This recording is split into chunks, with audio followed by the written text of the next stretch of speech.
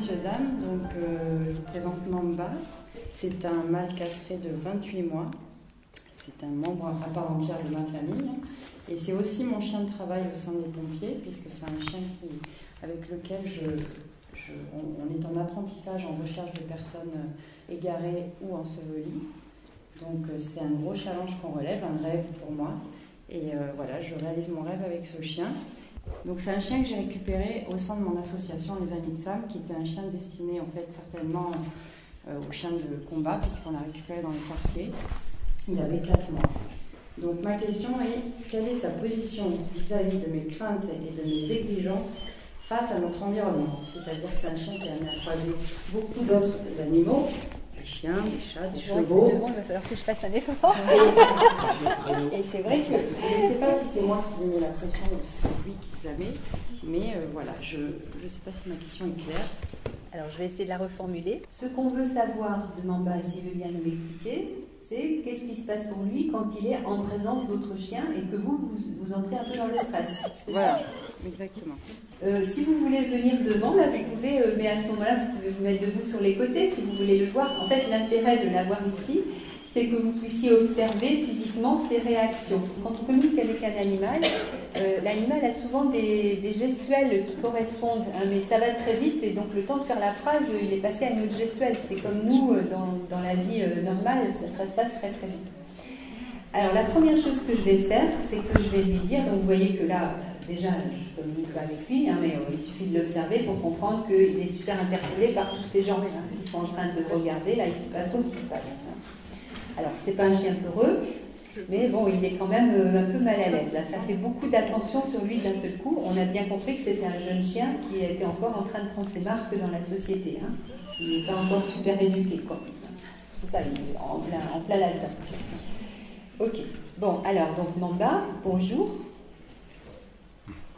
Voilà. Alors, quand je dis une phrase, moi je le regarde parce que comme ça, je pourrais vous signaler les comportements qu'il a en relation avec ce que je fais.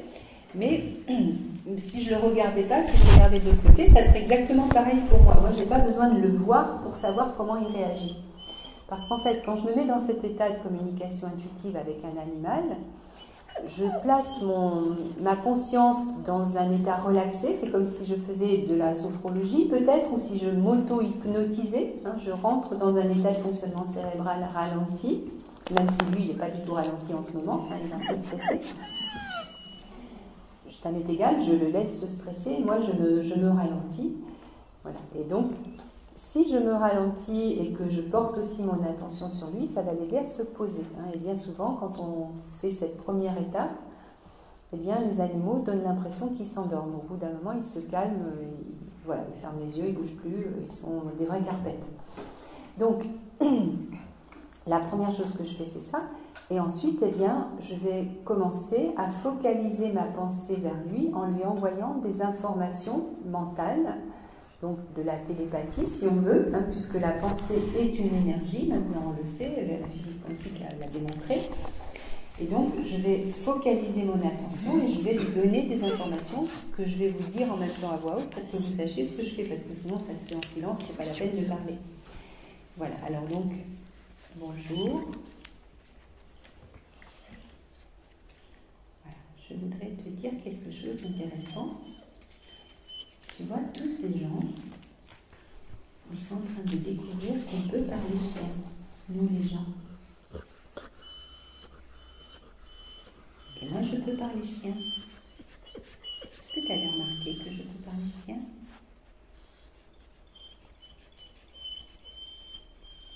Alors, qu'est-ce qui t'inquiète là? On te regarde parce qu'on est en train de regarder comment on fait pour parler chien. Tu vois, ils te regardent autant moi que toi, autant ta maîtresse que toi. C'est tous des gens qui veulent apprendre parce que c'est des gens qui aiment les chiens. Alors déjà, il faut vous rendre compte hein, de la part d'un ado des quartiers. Hein, c'est comme si j'arrivais de Mars. Là. Donc pour lui, c'est vraiment la grande découverte. Quoi. Il n'a pas du tout imaginé et même... Je viens de lui donner l'information, c'est passé dans sa tête, mais très rapidement, hein, parce que ça lui paraît complètement surréaliste. Hein. Et c'est normal, hein, il n'a pas eu beaucoup l'occasion. Donc il faut lui laisser le temps de s'habituer à cette nouvelle. Hein. Et plus il va s'habituer à cette nouvelle, et plus il va ressentir le calme que je peux lui transmettre. Donc ce qui se passe là maintenant, c'est qu'il est en train de processer l'information. Hein. Il est en train de se dire, tiens, il est arrivé un drôle de truc, je me demande ce que c'était. Donc je vais recommencer, je vais lui dire, tu sais Mamba, moi je te trouve vraiment un chien très beau. Je trouve que tu es beau, tu vois, j'aime bien que tu sois musclé comme ça. Tu es vraiment élégant, puis tu dois être super costaud quand tu joues. Hein. T'en as de la force. Hein. Oh, ça alors, c'est super. Je suis contente de te rencontrer. Et là, je lui laisse le temps. Hein. Parce que dans toute relation, dans tout début de relation, il y a toujours une phase d'apprivoisement. Et cette phase d'apprivoisement, pour un animal, elle est extrêmement importante. C'est la première fois, peut-être la dernière, qu'il va communiquer avec un être humain comme si j'étais un autre animal. Peut-être que ça ne lui arrivera plus jamais dans sa vie. C'est vraiment important qu'il n'en garde pas un mauvais souvenir et que ce soit, et tant pis, on prend 5 minutes, bon voilà, hein, on n'est pas à 5 minutes. Et au moins comme ça, il aura la possibilité de se mettre dans la tête que c'est possible, que c'est pas dangereux. Et alors là, je l'ai un peu abandonné pour revenir vers vous. Donc je recommence. Ouais. Alors Mamba, tu vois, il y a des gens qui parlent de chien et qui te trouvent beau. Et je suis sûre qu'il y en a d'autres ici qui te trouvent d'autres qualités. Qu'est-ce qui lui trouve des qualités là dans la salle? Dites-nous. Il a un beau regard. Il est curieux. Il est vif. Ouais. Il a l'air empathique. Empathique. Affectueux. Ouais. D'accord, alors voilà, il en profite hein, pour montrer son côté affectueux. Ok. Bon, alors je vais lui dire, tu sais, on trouve ici que tu as de beaux yeux, tu as un beau regard, que tu es un chien plein de vie, que tu es vraiment affectueux. Oh là là là là. Tu es une crème de chien peut-être. Hein? Tu es très social. Ouais. Eh bien, tu vois, il y a plein de gens là qui s'intéressent à toi, qui sont contents de te rencontrer ce soir. Tu es une vraie star ce soir. Hein, c'est bien, c'est quand même. Viens voir là. Viens là. C'est moi qui parle avec toi. Voilà. Bon, alors là maintenant, il est tout content. Hein. Alors, on a affaire à un ado, hein, c'est pas forcément les plus faciles au niveau de la communication. Bon, et alors donc, je vais essayer quand même d'aller vers la question qui nous intéresse. Hein. Qu'est-ce qui se passe pour toi quand tu croises des chiens? Quand elle t'emmène voir des chiens et puis qu'elle se demande si elle va pouvoir te tenir avec ta force. Qu'est-ce que tu fais, toi?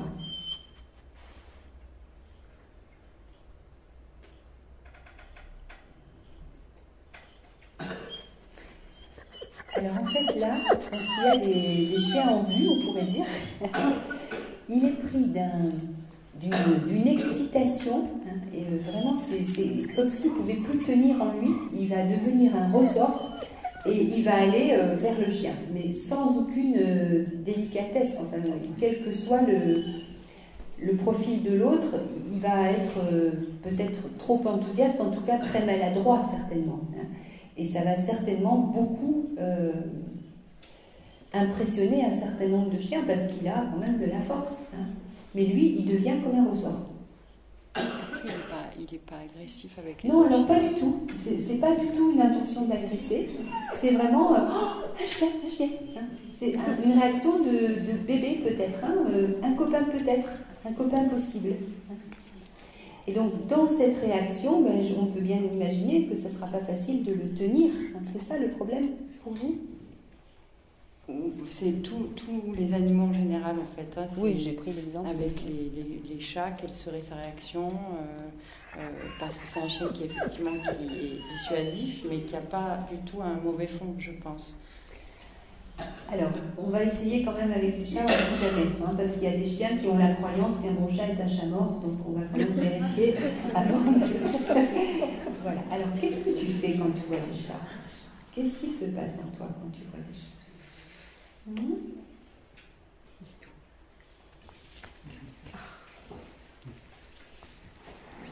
Alors, j'ai l'impression qu'il n'a pas trop eu l'occasion pour l'instant de côtoyer des chats. Il ne sait pas trop ce que c'est. Il est un peu mal à l'aise parce qu'il ne sait pas comment ça bouge. Il est un peu perplexe. Donc, oui, encore une fois, il n'y a pas d'intention d'agressivité, mais vraiment pas.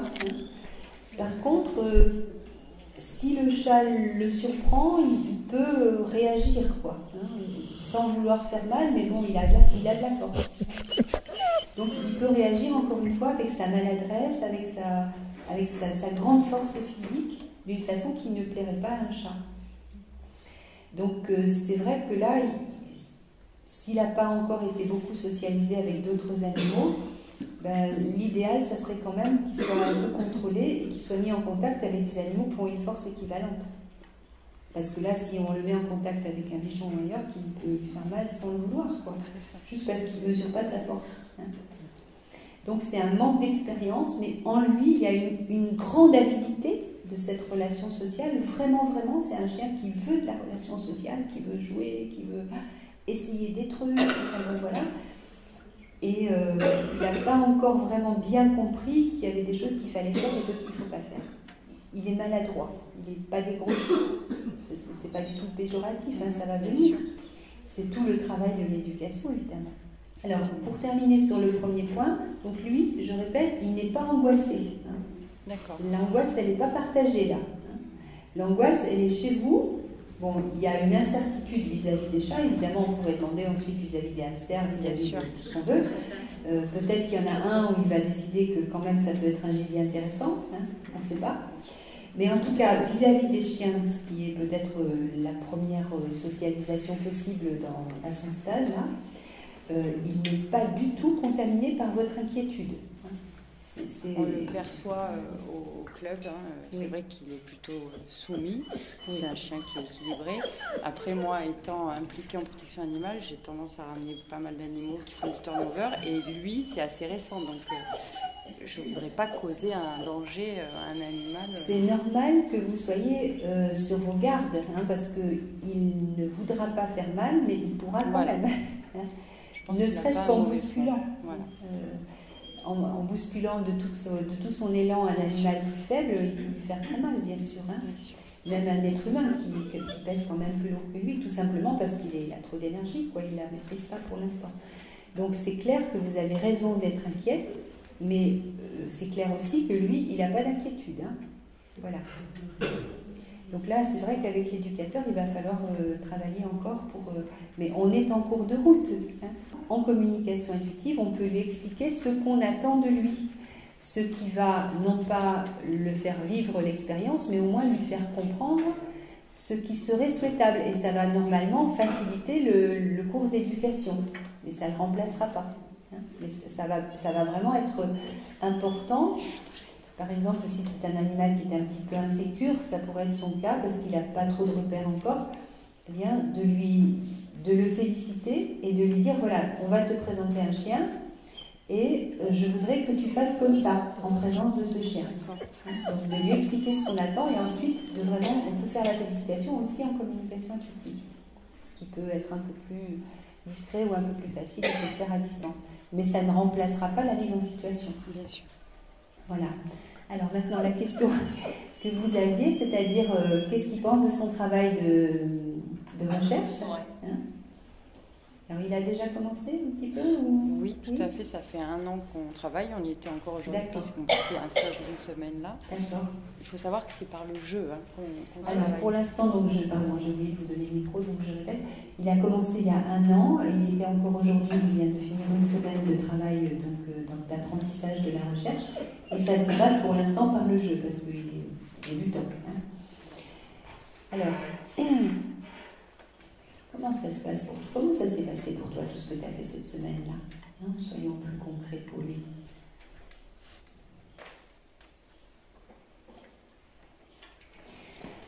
Alors là, il a bien compris que c'est quelque chose de sérieux et d'important. Il sait se concentrer sur ce qu'il fait Et vraiment, il met tout son cœur. C'est un chien qui est entier, aussi bien dans ses déplacements physiques, dans ses envies d'amitié, mais aussi quand il se concentre et quand il s'applique, il s'applique.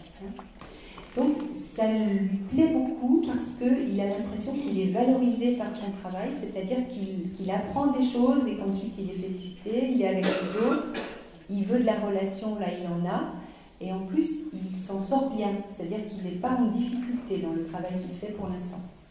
En tout cas, c'est ce qu'il me signale. Moi, je n'ai jamais été assez court. Hein. Est-ce que ça vous parle de ça? Écoutez, ça fait donc 1 an effectivement et j'ai beaucoup plus à apprendre que lui puisqu'il a plutôt de bons résultats. Alors c'est vrai que c'est pas un chien classique qu'on peut retrouver en recherche, c'était aussi un challenge à relever et mes encadrants sont agréablement surpris de voir qu'un chien comme ça, qui est un terrier à l'origine, puisse avoir des résultats aussi rapides et aussi brillants parce qu'il est plutôt très bon dans ce qu'il fait, oui. Donc ça lui plaît, parce que parfois on se dit oui bon un chien de travail c'est pas marrant pour lui, le pauvre, il y a que les humains qui sont obligés de travailler, etc. Mais voilà, il y en a aussi à qui ça plaît, et lui ça lui plaît. Il est content de lui quand il le fait, et ça l'intéresse, et surtout ça lui donne une occasion d'avoir du contact, parce que lui il veut du contact. Ce qui est le pire pour lui dans sa vie, c'est les moments de solitude. C'est un chien qui n'aime pas la solitude. Voilà. Et aussi, il n'aime pas quand il a faim, parce qu'il est assez gourmand. Voilà. C'est lui qui me rajoute ça. Parce que là, en fait, je pense qu'il commence à avoir un petit creux.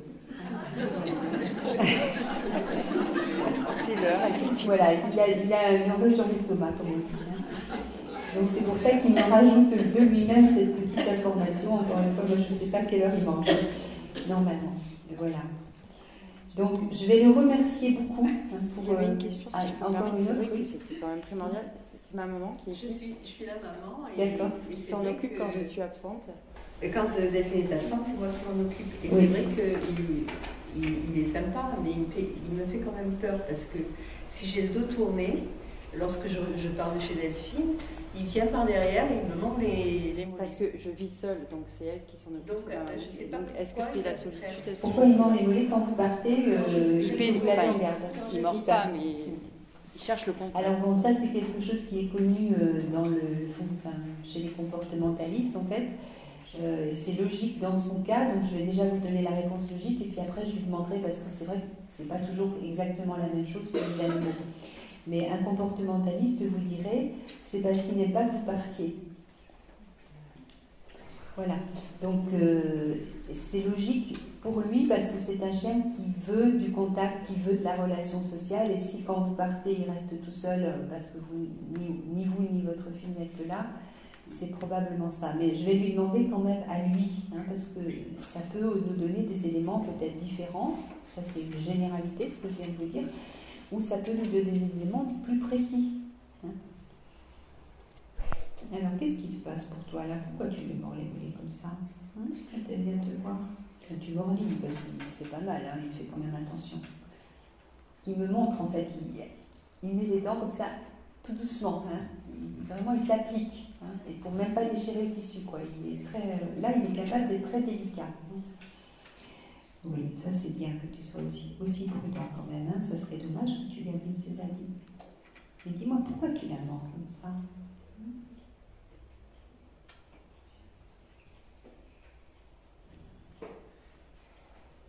Voilà. Alors en fait, quand il est tout seul, la vie est d'un ennui mortel. C'est encore, il faut que je sois encore tout seul. Mais pourquoi, quoi? Que c'est un peu Calimero, pourquoi le monde est si méchant? Il y a cet extrême désagrément, abattement, enfin. Et donc, il essaie gentiment de lui dire, mais pars pas, on va encore s'amuser un peu, quoi. Voilà. C'est sa façon de le faire. Mais pourquoi il fait ça? C'est parce qu'il sait qu'après, ça sera le silence dans l'ennui mortel. Alors là, ce que je conseille parfois, c'est de lui mettre la télé. C'est ce qu'on fait. Voilà. Et ça marche pas mal. Voilà. Et il y a des animaux qui aiment plus certaines émissions que d'autres. Oui, c'est marrant.